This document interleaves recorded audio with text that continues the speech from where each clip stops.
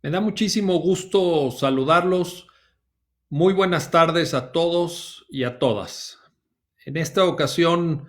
quisiera aprovechar la oportunidad para compartir con ustedes unas reflexiones concernientes a la teoría de los derechos humanos. Esta es una clase abierta, transmitida de manera digital, sobre derechos humanos y particularmente sobre cuestiones de teoría general de los derechos humanos. En este sentido, y para entrar directamente al tema, no sin antes, por supuesto, agradecer al maestro Edgar Caballero González por la feliz iniciativa de organizar un seminario virtual en materia de derecho procesal constitucional en conjunto con el destacado jurista mexicano Giovanni Figueroa, a quienes agradezco su generosa invitación para poder dirigirme a todas y todos ustedes en esta ocasión. Como les digo, el tiempo es muy limitado, así que voy a entrar directamente en materia. Hay cuatro ideas fundamentales que quiero compartir esta tarde de teoría general de los derechos humanos, repito, porque de eso es de lo que trata esta conversación. En primer lugar, la idea de las fuentes de los derechos. Creo que hay ocasiones en donde damos por hecho que sabemos cuáles son los derechos humanos que tenemos como personas, como ciudadanos, como habitantes de un determinado país, pero sí es indispensable, desde mi punto de vista, tener mucha claridad de saber dónde están estos derechos, cuáles son las normas jurídicas que recogen estos derechos, que le dan su forma normativa, para que de esa manera podamos efectivamente garantizarlos y podamos hacerlos realidad más allá del mundo puramente normativo. En este primer tema de las fuentes de los derechos, creo que es importante que mantengamos clara una diferencia que estimo de la mayor relevancia. Por un lado están lo que podríamos llamar los derechos expresos o los derechos explícitos, que como su propio nombre lo indica, son todos aquellos que están redactados, que están escritos en una fuente del derecho. Tradicionalmente, los derechos humanos están en las constituciones o están en los tratados internacionales. Entonces, nosotros abrimos una constitución, abrimos un tratado internacional que haya sido firmado y ratificado por el país al cual pertenezcamos y podemos leer estos derechos. Ahí está la fuente de los derechos expresos o derechos explícitos. Ahora bien, es importante también en una construcción de teoría general de los derechos humanos que nosotros tengamos claridad respecto a la existencia de los llamados derechos implícitos. Esto es algo que corresponde a una teoría moderna del derecho, es una visión contemporánea porque durante mucho tiempo los teóricos del derecho, los filósofos del derecho, discutieron acerca de la capacidad de los jueces para, digamos, ser creativos en términos de normas jurídicas. Es decir, hubo una discusión en la cual, por supuesto, no voy a entrar ni voy a perder el tiempo en ella, la apunto simplemente para introducir el tema. Hubo una discusión durante mucho tiempo acerca de si la aplicación del derecho que los jueces hacen al resolver casos concretos suponía también márgenes de creatividad o no. Bueno, esta discusión afortunadamente ya se terminó, ya no, digamos, los teóricos del derecho, la filosofía jurídica moderna acepta con los matices que se quieran, dependiendo de las escuelas y orientaciones filosóficas, pero aceptan que los jueces crean derecho. Los jueces crean derecho y los jueces crean derechos también, pero derechos diferentes a aquellos otros derechos humanos a los que acabo de hacer referencia, que son, digamos, derechos expresos. No, Estos son creados por la argumentación jurídica, son creados en el marco de las competencias que los jueces tienen para resolver casos concretos a través de la presentación que los propios jueces en sus decisiones hacen de sus argumentos. Y el ejemplo que siempre me gusta poner cuando me toca dar clases de este tema, siempre pongo el ejemplo de el derecho al libre desarrollo de la personalidad. Es quienes nos estén viendo desde México saben que es un derecho pues que ha dado bastante, digamos, bastante juego en diversos pronunciamientos judiciales, que se ha aplicado a un conjunto de temas importantes que van desde temas que tienen que ver con reasignación sexogenérica, consumo lúdico de cannabis, conocido coloquialmente como marihuana, inconstitucionalidad de las causales de divorcio previstas en la legislación civil para la disolución del vínculo conyugal, inconstitucionalidad de los plazos mínimos que se tienen que observar para que una persona que se acaba de divorciar pueda contraer un nuevo matrimonio, por ejemplo. En fin, el derecho al libre desarrollo de la personalidad se ha aplicado a un conjunto de temas, pero es un derecho de carácter implícito. Si nosotros abrimos la Constitución mexicana, revisamos todos los artículos que se refieren al tema de los derechos humanos, pues no lo vamos a ver ahí plasmado. Igualmente, se han considerado como derechos humanos vinculados a otros, es decir, una suerte de creatividad judicial que intenta dar cuenta de un espejo, de una especie de reflejo, en donde, por ejemplo, les pongo un caso de la jurisprudencia mexicana. A partir de la concepción del derecho a la salud, se entiende que el consentimiento informado que una persona, que un paciente tiene que dar antes de pues, que le apliquen una cirugía o un determinado procedimiento terapéutico, ese consentimiento informado es un derecho humano. Es un derecho humano. Hay jurisprudencia de nuestra Suprema Corte en donde se dice el consentimiento informado es un derecho humano. La tutela ordenada por el artículo 4 constitucional, igual que el derecho a la salud, de la protección de la familia y la protección de los menores de edad, se ha determinado también por parte de nuestra Suprema Corte que es un derecho humano el derecho a recibir alimentos. Esta figura tradicional muy conocida del derecho de familia se ha constitucionalizado, digámoslo así, y el derecho de alimentos también se entiende como un derecho humano. Igualmente hay tesis de jurisprudencia sobre el derecho a la dignidad como derecho humano. Hay tesis que han ido construyendo, sentencias que han ido construyendo también la temática de el razonamiento probatorio como derechos humanos. En México, derivado del párrafo segundo del artículo tercero que contiene, lo digo de manera sintética, muy abreviada, las reglas del debido proceso. Una de esas reglas tiene que ver con el llamado derecho a la prueba o derecho al razonamiento probatorio, y la Suprema Corte en diversos pronunciamientos ha señalado que también este razonamiento probatorio es un derecho humano. Así que, como ustedes pueden ver, en un primer tema, en el tema de las fuentes de los derechos humanos, en la construcción de esta teoría general que estoy presentando con ustedes, tenemos que hacer esta diferencia. Derechos expresos, y ahí tenemos todavía mucho por aprender, y derechos implícitos en los términos que acabo de describir. Ahora, respecto de las diversas fuentes del derecho, si bien ya lo mencioné que tradicionalmente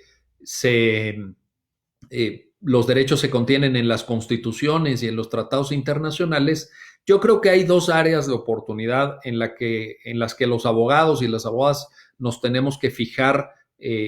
siempre en el tema de las fuentes de los derechos, que son las siguientes. Por un lado, tenemos que incorporar a nuestra cultura jurídica y tenemos que incorporar a nuestra práctica cotidiana como proveedores de servicios de asesoría jurídica los estándares que suministra la jurisprudencia interamericana de derechos humanos. ¿Qué quiero decir con esto? En México, al menos, a partir de la contradicción de tesis 293, diagonal 2011, que fue resuelta por el Tribunal Pleno de la Suprema Corte de Justicia de la Nación, la jurisprudencia de la Corte Interamericana de Derechos Humanos, toda la jurisprudencia es obligatoria. Sin embargo, es una fuente del derecho que con la cual no se ha trabajado tanto, digamos que ni en las escuelas de derecho ni en la práctica cotidiana de los abogados se suelen citar los criterios, los precedentes, los estándares, en suma, que ha incorporado la Corte Interamericana de Derechos Humanos. En ese sentido, creo que hay un área de oportunidad ahí, creo que nos tenemos que fijar más en estos criterios como una fuente del derecho plenamente obligatoria. Ya nadie puede tener esta duda sin género alguno de suspicacia o de una mala comprensión del alcance de la jurisprudencia interamericana. No, es,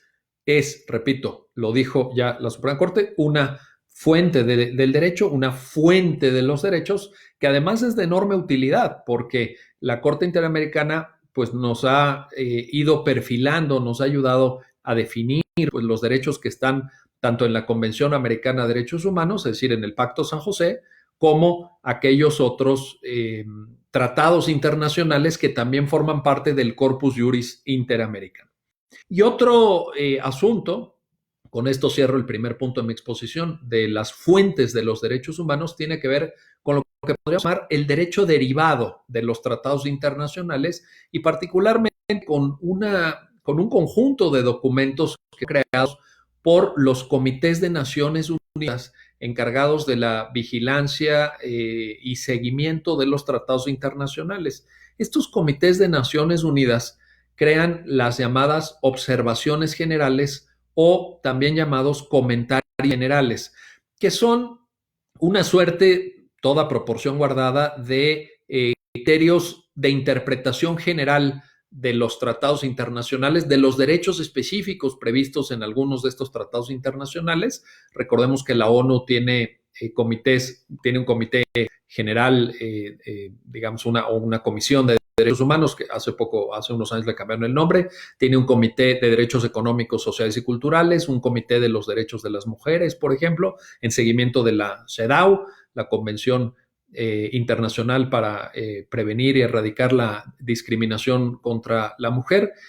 Tiene un comité de los derechos del niño, un comité de los derechos de las personas con discapacidad, etcétera, etcétera. Entonces, creo que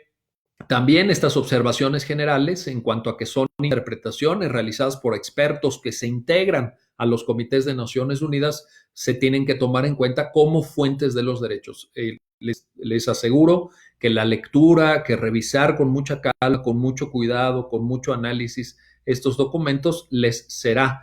resultará de extraordinaria, digamos, en un extraordinario aprendizaje para todas y todos ustedes. El segundo tema que quiero plantear en esta clase abierta sobre teoría general de los derechos humanos tiene que ver con lo siguiente. Hay un conjunto de temas que integran una teoría general de los derechos humanos. Las fuentes del derecho, que es el primer tema al que ya me referí, nos indican a dónde debemos mirar en materia de derechos humanos, en qué normas nos tenemos que fijar para poder contestar a la pregunta de cuáles son los derechos humanos que están vigentes en un determinado país. Pero construir una teoría general de los derechos humanos nos indica cómo mirar, ya no dónde mirar, esas son las fuentes del derecho, sino cómo mirar a los derechos humanos. Y les propongo algunos temas que creo que vale la pena considerar. El primero de ellos, en clave de teoría general de los derechos humanos, tiene que ver con los sujetos de los derechos. Y esto parecería muy sencillo, parecería muy fácil. Diríamos en una visión muy tradicional, pues ¿quiénes son los sujetos de los derechos? Pues todas las personas, porque son derechos humanos. Bueno, en principio esta respuesta sería válida, sería una respuesta, digamos, tradicional, sería una respuesta apegada a los estándares, a los cánones con los que muchos de nosotros nos formamos y crecimos, pero este tema de los sujetos de los derechos plantea un conjunto de discusiones, un conjunto de análisis que no son tan sencillos y que no se pueden, desde luego, desdeñar. Les pongo uno, aunque, insisto, hay un conjunto de temas abiertos alrededor de los sujetos de los derechos humanos, pero les pongo uno. El debate, y digo debate porque pues, es una cuestión naturalmente abierta que ha generado puntos de vista encontrados sobre si las personas jurídicas, las personas jurídico-colectivas o llamadas personas morales, son o no titulares de derechos humanos. Entonces, aquí en México, nuestra jurisprudencia federal, los criterios del Poder Judicial de la Federación, incluyendo, por supuesto, los criterios de la Suprema Corte, han dicho que sí, las personas jurídicas sí son titulares de derechos humanos, pero, agrega la jurisprudencia mexicana, hay que ver la naturaleza de cada derecho, es decir, hay que analizar los tipos de derechos de que se trate, porque en función de la naturaleza de cada derecho vamos a poder establecer si las personas jurídicas pueden o no, en efecto, ser titulares. Entonces, por ejemplo, ¿una persona jurídica puede ser titular del derecho de propiedad privada? Sí, sin duda, un bien inmueble puede estar a nombre de una persona jurídica. Puede ser titular de la inviolabilidad del domicilio, desde luego. Puede ser titular de la inviolabilidad de comunicaciones privadas, también, por supuesto. De todas las reglas que corresponden con el concepto del debido proceso legal, sin duda alguna. Ahora, ¿en cuáles no? Pues aquellos derechos cuya naturaleza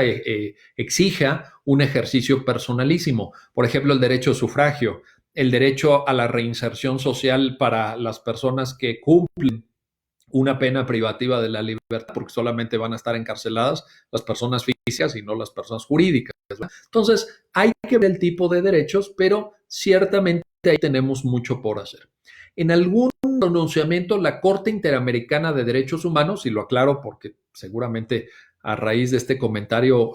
cabrá la duda en algunos de ustedes al respecto, la Corte Interamericana ha sostenido un punto de vista distinto al que acabo de expresar.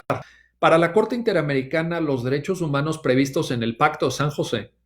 es decir, en la Convención Americana de Derechos Humanos, solamente son de titularidad de personas físicas, no jurídicas, solamente físicas.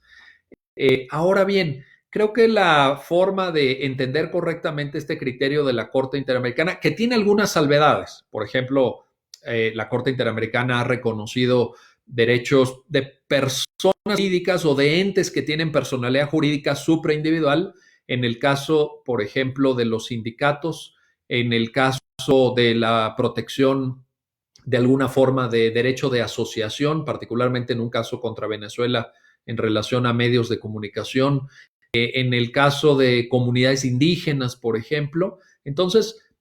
también tiene algunos matices esta postura de la Corte Interamericana respecto a la titularidad de los derechos, pero, aquí viene lo interesante, la Convención Americana de Derechos Humanos en su artículo 29, al hacer explícitas las formas de interpretación de la propia Convención del Pacto de San José, dice que si a nivel interno, a nivel de cada uno de los países signatarios del Pacto San José, existen estándares que amplíen más el disfrute y el goce de un derecho humano, la Convención acepta que este sea el estándar interamericano a su vez. Es decir, si los países tienen una mayor protección, una protección más amplia en relación a lo que existe en el sistema interamericano, pueden aplicar esos criterios más amplios con fundamento en el artículo 29 de la Convención Americana de Derechos Humanos. Otra cuestión de teoría general de los derechos humanos importante, estoy en el punto 2 de mi exposición, en los temas de la teoría general, tiene que ver con las formas de aplicación de los derechos. Y aquí en los últimos años hemos transitado, creo yo que de manera lenta en América Latina y desde luego en México, pero ya estamos avanzando en el reconocimiento de los llamados efectos horizontales de los derechos humanos. ¿Qué quiere decir esto? En la idea de que se proyecten las relaciones jurídicas de derechos humanos hacia de unos particulares hacia otros particulares. En la visión de la teoría tradicional, por lo menos en México, en la visión de la teoría tradicional, se había entendido que los derechos humanos regulaban las relaciones jurídicas entre autoridades y particulares solamente. Sin embargo, una teoría moderna de los derechos acepta que los derechos se proyectan en las relaciones entre particulares. Por ejemplo, el derecho a la no discriminación, el derecho a la salud, el derecho al trabajo, el derecho fundamental de huelga, etcétera, etcétera. Entonces, respecto a la forma de aplicación, creo que también la teoría general de los derechos humanos tiene mucho por hacer y tiene mucho por aportar. Un tercer tema, me voy de manera resumida, sigo avanzando en esta exposición, tiene que ver con los derechos humanos y la distribución de competencias. Es decir, si ustedes abren la Constitución mexicana y se van al párrafo tercero del artículo primero de nuestra Carta Magna, se van a percatar que ahí se menciona que las obligaciones derivadas de los derechos humanos son para todas las autoridades, para todas las autoridades. Sin embargo, hay que atender también al régimen de distribución de competencias. Por ejemplo, en México, al igual que Argentina, por ejemplo, al igual que Brasil, tenemos una forma de gobierno basada en el federalismo. Esto quiere decir que hay diversos niveles de autoridad, quiere decir que confluyen diversas fuentes del derecho que tienen distinto alcance geográfico y que distribuyen las competencias entre las autoridades. Hay que hacer un análisis, hay que ver la manera en la que esta distribución de facultades opera para efecto de saber qué le toca hacer a cada autoridad en materia de derechos humanos. Digamos, en principio, todas las autoridades están obligadas a respetar los derechos humanos, a hacer pues todo aquello que esté a su alcance para la protección, pero también es cierto que hay que atender a las distribuciones de competencia. Por ejemplo, en términos de la protección al medio ambiente, pues los municipios tienen algunas competencias. Igualmente, en la regulación de la libertad de trabajo o libertad de comercio por cuanto hace a licencias de uso de suelo para determinadas actividades comerciales. En derecho a la salud, pues también hay una distribución de competencias, o en protección civil, o en materia de medio ambiente. Entonces, creo que esta variable también tiene que incorporarse a una teoría general de los derechos humanos. La idea de que tenemos que observar en aquellos estados que tienen esta distribución de competencias qué les toca hacer a cada uno de ellos. Un tema adicional en materia de teoría general de los derechos humanos tiene que ver con la interpretación de los derechos. Efectivamente, los derechos son un tipo de normas jurídicas que tiene una estructura muy peculiar. La teoría contemporánea del derecho dice que mayormente, no en un 100%, pero predominantemente las normas que recogen los derechos humanos son normas redactadas en forma de principios.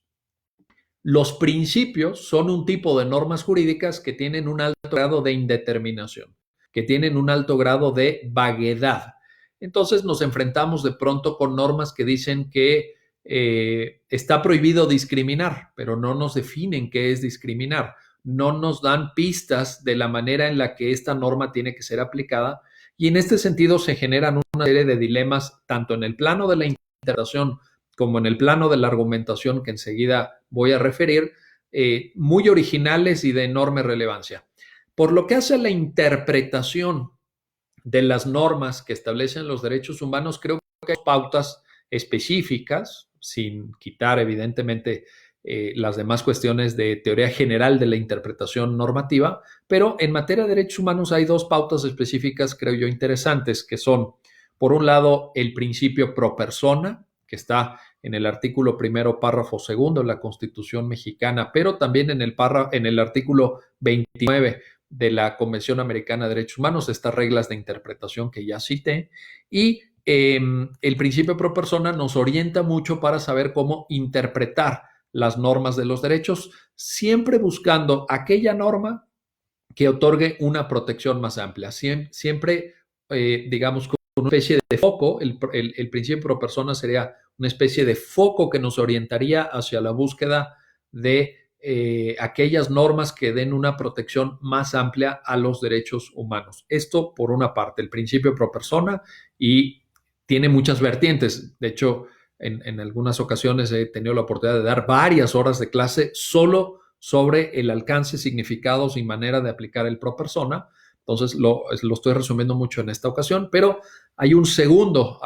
elemento de interpretación de los derechos humanos, que es la interpretación conforme. Es decir, la interpretación acorde a los derechos humanos que tenemos que hacer del conjunto del ordenamiento jurídico en el que estamos nosotros operando, sea en México, sea en otros países. En este sentido, el principio de interpretación conforme nos suministra una serie de pautas que hacen realidad ese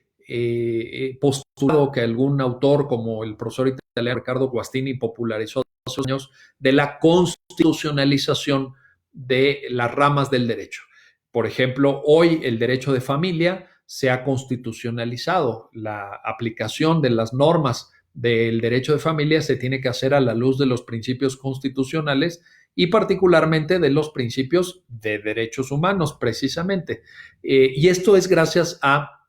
el principio de interpretación conforme. Repito, de acuerdo con este principio, todo el ordenamiento jurídico se tiene que interpretar a la luz de los postulados de derechos humanos previstos tanto en la Constitución, tratados internacionales, en las demás fuentes a las que ya hice referencia, jurisprudencia de la Corte Interamericana de Derechos Humanos, observaciones o comentarios generales de los comités de Naciones Unidas y cualquier otra fuente del derecho. Entonces, aquí tenemos dos peculiaridades interesantes en materia de interpretación de los derechos humanos. Y un tema adicional para cerrar este segundo punto de mi exposición tiene que ver con la argumentación jurídica, ya no la interpretación, sino la argumentación jurídica en materia de derechos humanos. Este es uno de los desafíos más grandes desde mi punto de vista, que aquí tenemos mucho por hacer, mucho por reflexionar, mucho por aprender. ¿Por qué? Porque dado este carácter de normas redactadas en forma de principios que tienen los derechos humanos, tenemos que aplicar técnicas específicas también relativas a la argumentación precisamente en materia de derechos humanos, como por ejemplo la proporcionalidad, el llamado test o examen de proporcionalidad, que ha sido explicado por autores como Robert Alexy desde un plano académico, pero que ha sido recogido por la mayor parte de tribunales constitucionales del mundo, incluyendo, por ejemplo, al Tribunal Constitucional Español desde los años 80, la Corte Constitucional Colombiana, luego de la promulgación de la Constitución de ese país de 1991, el Supremo Tribunal Federal de Brasil después de su Constitución del 88 y recientemente en México, nosotros vamos un poquito más atrasados, pero también nuestra Suprema Corte ha ido generando estándares para aplicar este examen de proporcionalidad. Y dentro de este examen de proporcionalidad, uno de los pasos que hay que seguir es la llamada ponderación de derechos, que exige en algo que el propio Robert Alexy ha estimado como la ley del peso, o lo ha definido como la ley del peso, que exige la asignación de un peso específico, valga la redundancia, de un peso específico que debe tener cada derecho cuando los derechos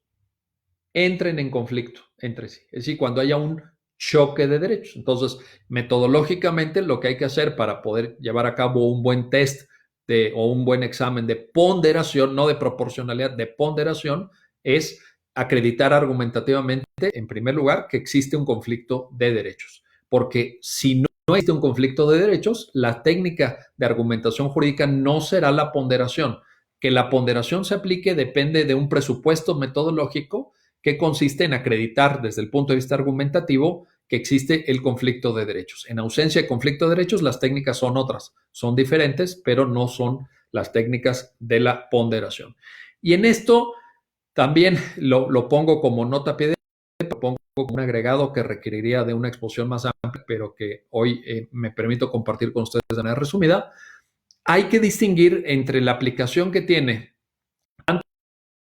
como la ponderación en aquellas vías de control de constitucionalidad que llamamos vías de control abstracto, es decir, cuando se impugna una norma por la mera existencia de una norma, como podría ser un amparo contra leyes, como podría ser en México una acción de inconstitucionalidad de las previstas en el artículo 105 de nuestra Carta Magna, a cuando se trata de una impugnación en donde se requiere un test de proporcionalidad derivado de una vía de control concreto. una vía de control concreto es aquella que se desarrolla a la luz de unas circunstancias específicas derivadas de un caso concreto, de un caso con elementos fácticos plenamente determinados y no se examina la norma en abstracto. Entonces, creo que como podría ser, por ejemplo, un amparo directo. En el amparo directo, ustedes saben que se combaten sentencias definitivas, resoluciones que pongan fin al juicio o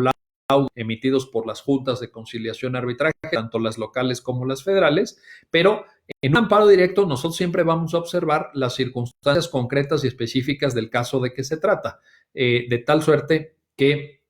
en este sentido podríamos también hacer alguna matización o alguna caracterización que requiera esta técnica tanto de la proporcionalidad como de la ponderación. Porque recuerden que también en el amparo directo, en términos de lo dispuesto por el artículo 175 de la Ley de Amparo, se puede llevar a cabo el control de constitucionalidad de las normas que aplicaron en los juicios originales que estamos impugnando en el amparo directo las autoridades señaladas como responsables. Un tercer tema de los 4 que propuse al inicio de esta conversación de teoría general de los derechos humanos va en el sentido de que me parece de enorme relevancia que nosotros tengamos clara la diferencia entre los distintos tipos de derechos, que es una diferencia no con base en alguna distinción que haga la propia Constitución mexicana o que necesariamente hagan todos los tratados internacionales de derechos humanos, sino que es una distinción que en primer lugar parte de una visión académica, que parte de una visión precisamente de teoría general de los derechos humanos, pero que es importante porque nos va a permitir entender mejor la distinta naturaleza de los derechos y nos va a permitir tener una topografía, una especie de deslinde del terreno lo más completo posible respecto a los derechos humanos. En ese sentido, lo que he sugerido en algunos de mis libros sobre el tema es que debe tenerse en cuenta al menos 5 diferentes tipos de derechos humanos. Los derechos que son los siguientes. 1, los derechos de igualdad. 2, los derechos de libertad. 3, los derechos de seguridad jurídica, y ahí entra todo lo que tiene que ver con el debido proceso, acceso a la justicia, razonamiento probatorio, etcétera. 4, los derechos sociales, y ahí entra, por ejemplo, derecho a la educación, derecho a la vivienda, derecho al medio ambiente, derecho al trabajo, derecho de acceso a la cultura, etcétera. Y los llamados, y esto puede generar cierta polémica, pero los llamados derechos colectivos, que en México fundamentalmente se expresan en lo señalado por el artículo 2 de nuestra Carta Magna de la Constitución mexicana respecto a los derechos de los pueblos y comunidades indígenas. Entonces, estas 5 distintas vertientes lo que nos permiten es tener mucha claridad respecto a la estructura de los derechos, porque tanto las obligaciones que se derivan para las autoridades como las propias facultades que tienen los titulares de los derechos son muy diferentes cuando se trata de derechos de libertad que cuando se trata de derechos de seguridad jurídica o derechos sociales o estos derechos colectivos a los que acabo de hacer referencia. Entonces, es muy importante mantener esta claridad. Si quieren profundizar en el tema, lo he expuesto en varios de mis libros, pero por ejemplo en uno de ellos, Los derechos fundamentales en México, que publica la editorial Porrúa en México junto con la Comisión Nacional de los Derechos Humanos. Bueno, es un libro un poco largo, es un libro pesado, hay que ir con cuidado para que no se nos caiga en el pie y nos lastime, pero ahí pueden encontrar la explicación y el desarrollo de cada una de estas 5 formas de comprensión de los derechos. Y la cuarta y última cosa, y con esto me acerco al final de esta conversación, agradeciéndoles el favor de su atención como siempre, es que toda teoría general de los derechos humanos tiene un significado y tiene gran relevancia para nuestro aprendizaje en el tema y en la materia, pero tiene que ser, creo yo, en el mundo en el que estamos viviendo y en la actualidad, tiene que ser el estudio y análisis de la teoría general de los derechos humanos complementado con el estudio de los derechos humanos a través de casos. Entonces, aquí es muy importante que tanto a nivel interno revisemos casos resueltos por la Suprema Corte. Todas las sentencias de la Suprema Corte son accesibles en sus versiones públicas a través de Internet, igualmente del resto de órganos del Poder Judicial de la Federación, ya sea que se busquen a través del Sistema Integral de Seguimiento de Expedientes, el llamado SISE, o que se pidan por ley de transparencia. Hay muchas formas de tener acceso a estos documentos, pero es importante estudiar los derechos humanos a través de casos prácticos, de casos que nos permitan ir viendo el desarrollo que la jurisprudencia le da a cada uno de los derechos, que nos permitan entender también la problemática fáctica a partir de la cual se generan los criterios de interpretación de los derechos humanos, porque en esa riqueza enorme de planteamiento nosotros vamos a poder ampliar nuestra comprensión de los derechos. En este sentido, repito, hay que estudiar muchos casos de nuestros tribunales federales, de nuestros tribunales locales también, para cómo se está aplicando en cada una de las entidades federativas, y leer muchos casos de la Corte Interamericana. Creo que hay grandes precedentes, creo que hay grandes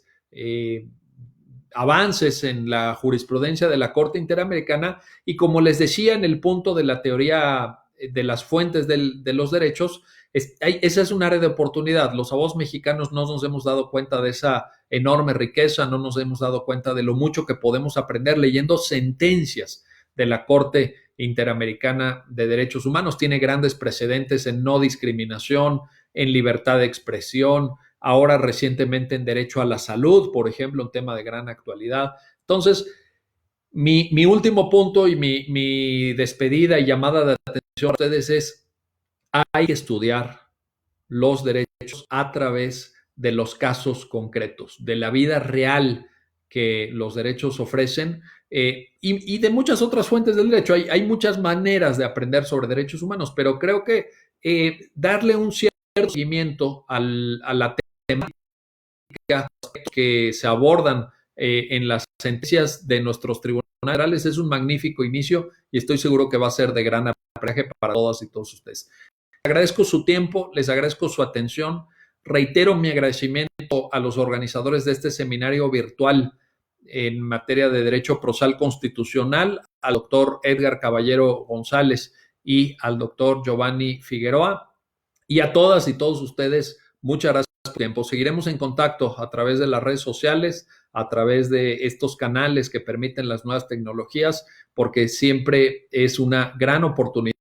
y para mí es un gran aprendizaje poder comunicarme con ustedes. Les mando un saludo muy cordial. Que la pasen bien y gracias por su